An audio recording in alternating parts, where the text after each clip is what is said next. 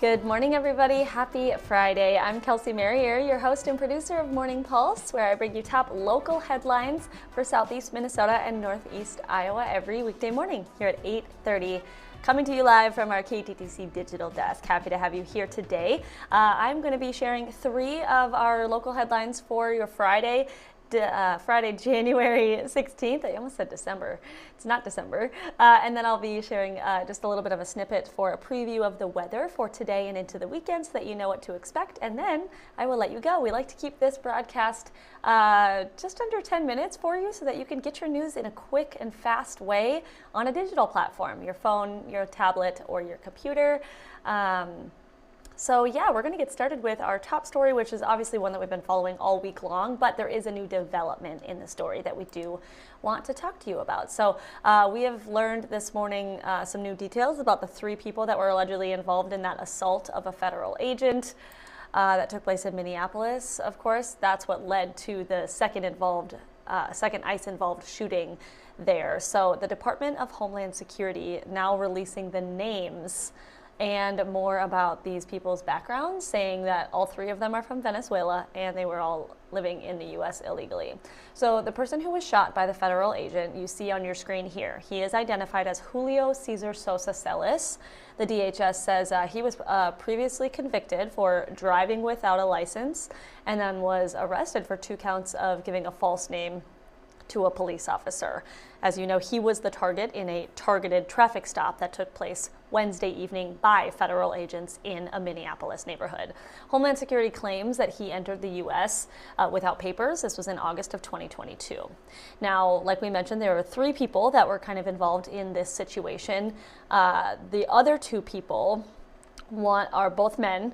One is said to have previously failed his immigration hearing and was issued a final order of removal by an immigration judge.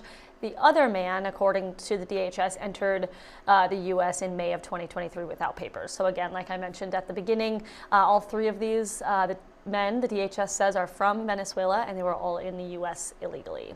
If you want to learn more about the situation or, get a little bit of a backstory about what happened on that Wednesday night in that Minneapolis neighborhood, we do have that information and that story on our website, kttc.com.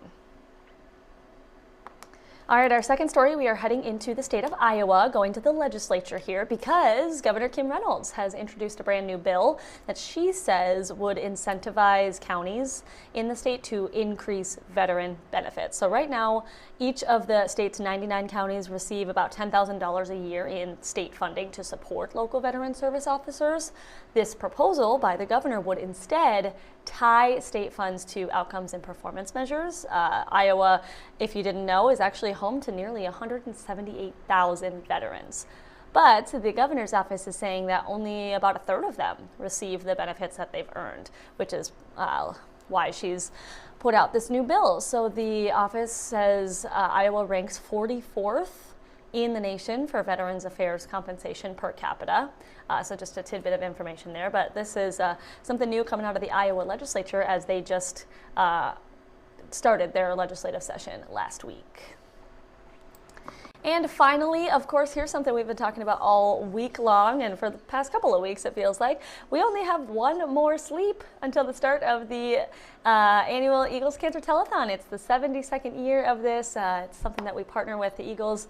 KTTC partners with the Eagles every year to host, and it brings in money raised by you, people in our community, raising money for local cancer research. That is research that's happening right here in the state of Minnesota. If you didn't know, this is the longest running locally produced telethon in the country, which is super cool. We're still doing it right here in Rochester. So we would love to see you down at the Mayo Civic Center on Saturday or Sunday to watch, of course, all of the amazing acts. You're seeing some video of previous years and previous performances that we've had at the telethon. Everything from music to dance to magic. There's all different kinds of things from people all across the area, Southeast Minnesota, Northern Iowa, even Northern Minnesota. People come here to this event because it touches everybody. Cancer, unfortunately, touches everybody.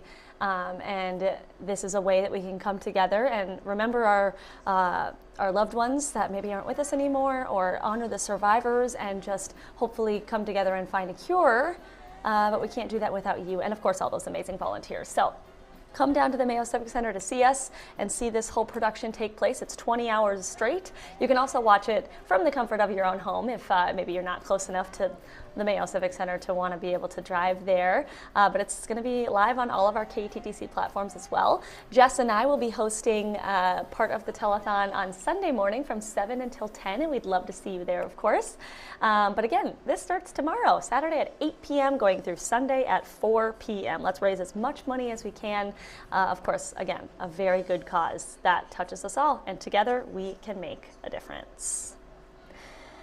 All right, last but not least, let's get to the weather here before I let you go on your Finally Friday. So meteorologist Ted Schmidt has a little synopsis on our website under the First Alert Weather tab that you see on your screen here right at the top of our page. He posts this every single morning, and so do our other meteorologists throughout the day.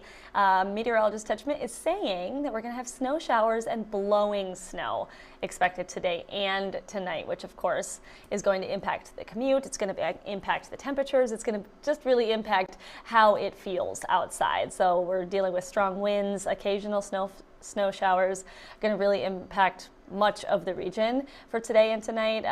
Going to be gusty winds, which obviously is going to impact visibility.